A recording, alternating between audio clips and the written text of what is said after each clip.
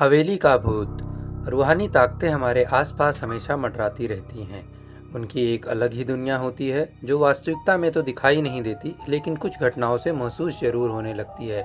ऐसी ही एक हवेली की कहानी है जो भूत की है। दरअसल एक पुरानी हवेली थी जिसमें कई साल पहले राजा महाराजा रहा करते थे, लेकिन वह वीरान पड़ी है क्योंकि उन राजाओं के वारिस देश से बाहर जा चुके हैं। हवेली की हालत जर्जर हो चुकी है। अब उसे मरम्मत की ज़रूरत है। इसके लिए शासन के नोटिस के अनुसार संपत्ति के मालिक को सूचित किया जाता है। कुछ दिनों में पूर्व राजाओं के वारिस में से एक लड़की हवेली में अपने बच्चे के साथ दाखिल होती है, जो कि उस जमाने के राजा की नाती की लड़की थी। उसका नाम उर्मिला था। उसके पति की कार एक्सीडेंट में मौत हो चुकी थी। अब वह विधवा हो चुकी है, लेकिन उसके पास एक बेटा है जो 8 वर्ष का है और वह भी अपनी माँ के साथ हवेली आया है। हवेली बहुत विशाल थी, इसलिए उसकी साफ सफाई के लिए कई मजदूर बुलाए गए, जिन्हें चप्पे चप्पे की सफाई करने का ठेका दिया गया। किसी को नहीं पता था हवेली के कोने कोने में कितनी खूनी रहस्य छुपे हुए हैं। उर्मिला के आने के बाद हवेली की हवा रूहानी होने लगती है। ऐसा लग रहा था मानो कोई वर्षों से इंतजार कर रहा था इस हवेली के वारिस का। एक रात उर्मिला अपने कमरे में अपने बच्चे के साथ सो रही थी। अचानक उसके खिड़की से एक पक्षी टकराकर मर जाता है। यह घटना अपने आप में असामान्य थी। पक्षी टकराते ही उर्मिला की नींद खुल जाती है और जब वह लाइट जलाकर देखती है तो डर से चीखने लगती है, क्योंकि उस कमरे की खिड़की से एक पक्षी फंसा हुआ था और उसके शरीर से खून की बूंदें फर्श पर गिर रही थी। नज़ारा इतना भयावह था कि वह अपने बच्चे को उठाना नहीं चाहती थी, लेकिन उर्मिला हिम्मत करके वह उस पक्षी को खिड़की से बाहर फेंक देती है। लेकिन इसके बाद भी उसे रात भर नींद नहीं आती और वह सुबह तक जागती रहती है।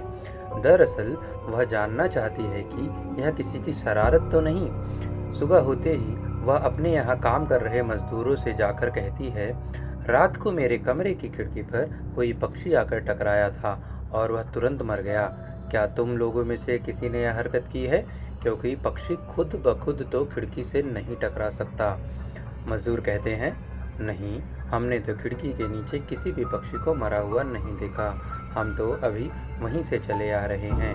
और जब सभी जाकर वहां देखते हैं तो वहां वह पक्षी नहीं होता।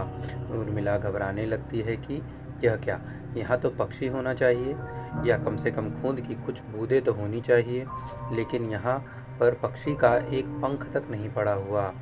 उर्मिला सभी मजदूरों को कहती है कि हवेली में बहुत सी कीमती चीज़ें और मूर्तियां हैं, संभाल के साफ सफाई करना। मजदूर अपने अपने काम में लग जाते हैं। उर्मिला अपने बच्चे के साथ कमरे में टीवी देख रही होती है कि अचानक हवेली की छत से एक मजदूर नीचे गिरता है। उर्मिला को अचानक लोगों की आवाज़ सुनाई देती है। वह भागकर खिड़की से नीचे देखती है तो एक मजदूर की लाश पड़ी होती है। उर्मिला कमरे से नीचे आती है और इसके गिरने का कारण पूछती है। लोगों के जवाब अलग अलग होते हैं। कोई कह रहा होता है कि इसने खुद आत्महत्या की है और कोई कह रहा होता है कि यह गलती से गिर गया है। सभी के दावे अलग थे, लेकिन उर्मिला को कुछ अनकही बातें सुनाई दे रही थी।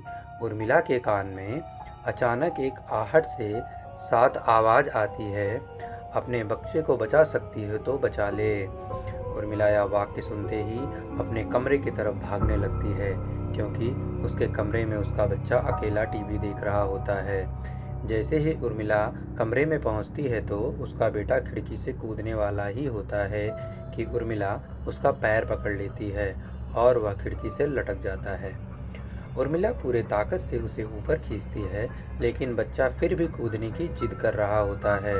उर्मिला किसी कदर अपने बच्चे को काबू में करती है और कमरे से बाहर आ जाती है और वह मजदूरों से पूछती है, बताओ क्या है ये इस हवेली में, क्योंकि ये बच्चा तो ऐसा नहीं कर सकता और अभी यह सब जो हो रहा है कुछ अलग ही चल रहा है। तभी एक बूढ़ा मजदूर आगे आता है और उर्मिला से कहता है, बेटी, ज़्यादा जानना हो तो अपने पूर्वजों की कहानी पढ़ो, तभी तुम इस हवेली का इतिहास पता चलेगा। इस हवेली की कहानी की किताब इसी गांव के सरपंच के घर में रखी होती है, जो कि बहुत साल पहले मर चुके थे। लेकिन अब भी उनके बेटों के पास वह किताब मौजूद थी। उर्मिला सरपंच के घर पहुंचती है और किताब ले लेती है। किताब पढ़ते ही उसे पता चलता है कि इस हवेली में एक नौकर और नौकरानी भी थे, जिनके बीच बहुत ज़्यादा प्यार था और वह कई सालों से हवेली की सेवा कर रहे थे। लेकिन एक बार रानी के शाही गहने की चोरी हो जाने की शंका में राजा ने नौकरानी को चोरी की सजा दी। उसे जिंदा दफना दिया गया। उसके गम में उसके पति ने भी अपनी जान दे दी और उसके 1 महीने बाद ही उस राजा ने अपनी ही तलवार अपने गले में घुसेड़कर आत्महत्या कर ली। उसके बाद छोटे मोटे हादसे हवेली में होने लगे, जिस वजह से यह हवेली हमेशा के लिए बंद कर दी गई। कई सालों के बाद वहाँ कोई आया है, जिससे वहाँ रहने वाली आत्माओं को मौका मिल गया फिर से बदला लेने का। उर्मिला हवेली का रहस्य जानकर यहाँ से जाना चाहती है, क्योंकि उसे अपने बच्चे की चिंता है। इसलिए वह रात में ही कार लेकर एयरपोर्ट के लिए निकल जाती है। अचानक रास्ते में उसकी कार का एक्सीडेंट हो जाता है और कार पलटकर उल्टा हो जाती है, लेकिन उसे और उसके बच्चे को कोई नुकसान नहीं होता। उर्मिला अपने बच्चे को बाहर निकाल लेती है और सुनसान सड़क पर भागने लगती है। रास्ते में उसे एक कार आते दिखाई देती है और कार को रोकने के लिए उर्मिला सड़क के बीच में खड़ी हो जाती है और अपनी मदद के लिए चिल्लाने लगती है। तभी अचानक कार वाला आकर कार का ब्रेक लगा देता है। उर्मिला पास जाकर देखती है तो उसकी हिम्मत बढ़ जाती है, क्योंकि यह एक पुलिस ऑफिसर था। उर्मिला हड़बड़ाहट में उसे अपनी बात कहती है और ज़ोर ज़ोर से रोने लगती है। पुलिस ऑफिसर उन्हें अपनी गाड़ी में बैठने को कहते हैं और रोड में जाने लगते हैं। रास्ते में एक बूढ़ा सड़क पर जा रहा होता है और उनकी कार के सामने आते ही रोड पर बेहोश होकर गिर जाता है। पुलिस ऑफिसर गाड़ी से उतरकर उस व्यक्ति को देखते हैं। बूढ़ा व्यक्ति बेहोश हो चुका था। पुलिस ऑफिसर उसे गोद में उठाकर अपनी गाड़ी में पीछे बिठा देता है और अस्पताल के लिए चलने लगता है। अचानक उस बूढ़े व्यक्ति का हाथ पीछे से पुलिस ऑफिसर की गर्दन तक पहुंच जाता है। पुलिस ऑफिसर दर्द से छटपटाने लगता है और अचानक गाड़ी का ब्रेक लगा देता है। गाड़ी की स्पीड कम होने की वजह से कार वहीं की वहीं खड़ी हो जाती है और ऑफिसर अपनी गन निकालकर बूढ़े की तरफ निशाना लगाकर एकदम परफेक्ट गोली चला देता है। बूढ़े की सर में गोली लगने से भी उसकी जान नहीं जाती। मतलब वह एक भूत था, जो महिला और पुलिस ऑफिसर दोनों समझ चुके थे कि यह एक कोई भूत है। भूत को देखते ही उर्मिला अपने बच्चे को लेकर बाहर निकल जाती है और सुनसान सड़क पर चलने लगती है। इसी बीच पुलिस ऑफिसर भूत की पकड़ से अपने आप को किसी तरह से छुड़ाने में कामयाब हो जाता है।